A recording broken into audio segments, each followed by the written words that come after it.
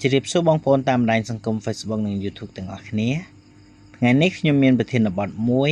យកមកចែករំលែកទុកជាចំណេះដឹងដល់បងប្អូនគិតពិចារណាទាំងអស់គ្នាតោះកុំឲ្យខាតពេលវេលាយូរខ្ញុំសូមបកស្រាយនៅប្រធានបទនោះប្រធានបទដែលខ្ញុំលើកមកនោះគឺប្រភពចំណូលរបស់យើងត្រូវមាន2ទៅ3ប្រភេទតើធ្វើមិនដេចដើម្បីដឹងពីប្រភពចំណូលរបស់យើងមានប្រមាណប្រភេទខាងក្រោមនេះខ្ញុំនឹងបកស្រាយនៅប្រភេទនៃប្រភពចំណូលរបស់មនុស្សជាតិទាំងអស់គ្នាបើយើងនិយាយអំពីប្រភពចំណូលរបស់មនុស្សជាតិយើងឃើញថាបានមកពីការធ្វើការងារការលក់ដូរការធ្វើកសិកម្មការធ្វើការងារដើម្បីបានប្រាក់ចំណូលចិញ្ចឹមជីវិតការផ្ដល់នៅសេវាកម្មការពិគ្រោះយោបល់ក៏ដូចជាការធានារ៉ាប់រងអាយុជីវិតជាដើមប្រភពចំណូលរបស់យើងត្រូវបានបែងចែកជា2ប្រភេទទៅ3ប្រភេទអាស្រ័យទៅលើការងាររបស់យើងជាក់ស្ដែងប្រភេទទី1ប្រភពចំណូលបានមកពីការងារខាងក្រៅមានន័យថារៀនសូត្រយកចំណេះដឹងទៅបម្រើការងារឲ្យរដ្ឋាភិបាល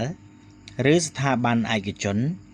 ដើម្បីបានប្រាក់ឈ្នួលឬប្រាក់ខែអញ្ចឹងហើយបានជាឱកាសខាងក្រៅផ្ទះអាចសាងប្រាក់ចំណូលបានពីកិច្ចការងារខាងក្រៅផ្ទះហើយនឹងបានប្រាក់ចំណូលបានខ្ពស់ដើម្បីសម្រាប់ចិញ្ចឹមជីវិតក្រុមគ្រួសារយើងជាដើមប្រភពចំណូលទី2គឺប្រភពចំណូលនៅក្នុងផ្ទះមានដូចជាការចិញ្ចឹមសត្វការដាំបន្លែការដាំផ្កាការចិញ្ចឹមត្រីមាន់គោនិងការធ្វើកសិកម្មជាដើមប្រភពចំណូលខាងក្នុង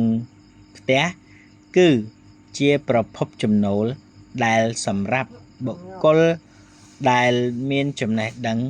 និងចំណង់ចំណូលចិត្តចូលចិត្តធ្វើខាងនោះឯងដូច្នេះត្រូវសម្លឹងមើលថាតើយើងចង់បង្កើតប្រភពចំណូលរបស់យើង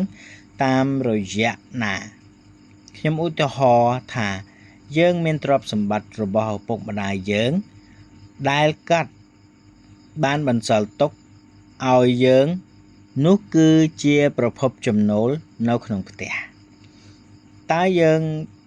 ចង់ធ្វើវាដែរឬទេចំណែកមួយទៀត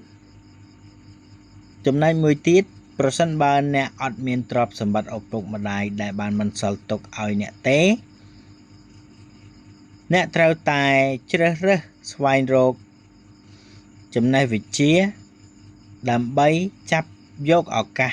ការងារដើម្បីបានប្រាក់ឈ្នួលឬប្រាក់ខែចិញ្ចឹមជីវិតរបស់យើងនិងក្រុមគ្រួសាររបស់យើងដូច្នេះបើសិនជាប្រភពចំណូលរបស់អ្នក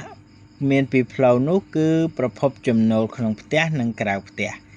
វាអាស្រ័យលើថាអ្នកចាប់យកមួយណាចំណែកឯប្រភពចំណូលទី3ដែលខ្ញុំតែងតែបានឮក៏ដូចជាតែងតែបានស្ដាប់ពីបុគ្គលមួយចំនួននោះគឺចំណុចពិសេសមួយទៀតដែល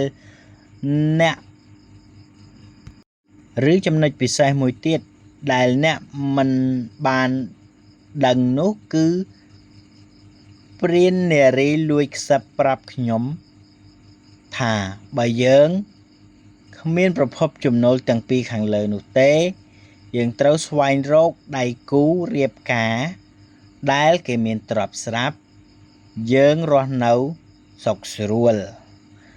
វាគឺជាគំនិតរបស់បងព្រាននារីដែលលួចប្រាប់ខ្ញុំទេកុំគិតយ៉ាងណាវាអាស្រ័យទៅលើ